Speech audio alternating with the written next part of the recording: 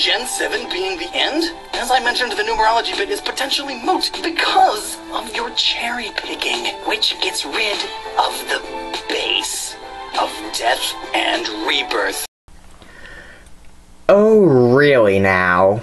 How about Ho-Oh being essentially a phoenix? You know, the living embodiment of death and rebirth.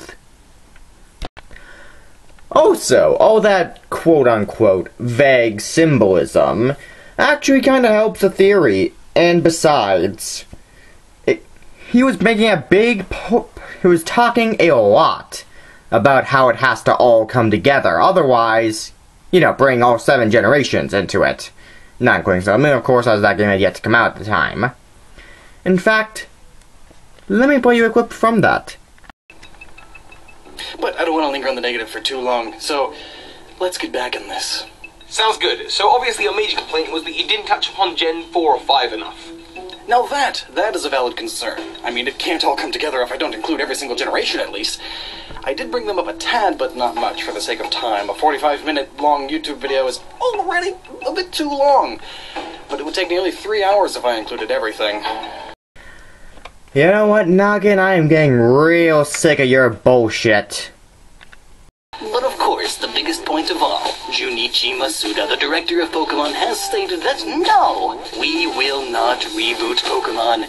It won't be of any benefit. I know that you, of all people, are big on the Word of God concept, where what the creator says goes, which destroys the hopes and dreams of plenty of fanfiction writers. So that's cool. But then you turn around and go against it with this theory. I get that all you humans are hypocrites, but it's still good to try to not be. Yes, but could you perhaps read the rest of that article? I find you'll find yourself very contradictory. And in fact, a hypocrite, if you would. Fine. People 20 years apart can still talk about Pokemon. There's always the gyms, the Elite Four champions, so there will always be gyms, huh? That will never, ever, ever change.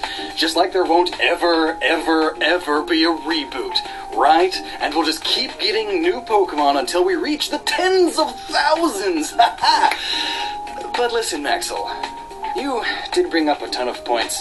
It's like looking at a cylinder from 2 separate angles. One person sees a circle and the other person sees a rectangle. Both are true, but it's not the whole story. So, while back then, I did indeed think that a full reboot was coming, but as I've been digging more and more and releasing the latter videos, and now that we've had this conversation, I think I fully understand. Pokemon isn't fully ending to be rebooted. It's evolving. It will enter Generation 8 anew. Maybe the lore will touch upon a universe reset, but as a franchise, it may not have any crazy huge changes. Rather, just a series of small, soft reboots, like what we're getting now.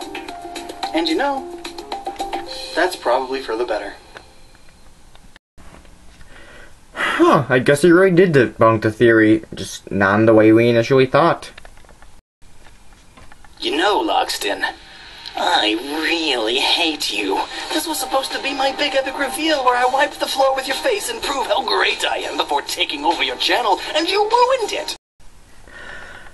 Maxo, I know you love repeating yourself, but honestly, I do not. That much. And the video ends on a cliffhanger, and it's finally over. Final thoughts. You know, for being completely honest, this video isn't the worst one I've ever seen. It's just a bad debunking video. Seriously. There are so many points you could have brought up if you had just waited for the release. Hell, even before the damn release, there are still points you could have brought up. Like, how about him bring up that Cyrus was going to be potentially one of the main antagonists, even though Pokemon Generations completely debunked that, assuming it's canon with the games. He brought up how Colress could return to have a bigger part in the story. He does return, but just to give you a TM and to be in the battle tree, that's about it. He also brings up how there's going to be this huge climactic final battle where you're going to battle Arceus and he'll reset the universe. But that didn't happen. all that happened was you went to the Pokemon League, which was newly built, and you fought Professor Kukui to become the Alolan champion. Or even some of the minor shit you could have tried debunking. No, seriously, I know it makes it seem like it's a great theory, but when you try and take it apart, it really isn't.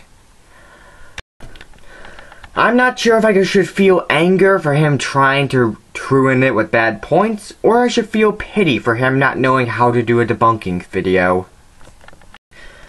Why did it have to come to this, Lockstin? Your videos are so good. Your Star Wars theory was amazing. Your Angry Birds video about the religion and all the symbolism in it was great.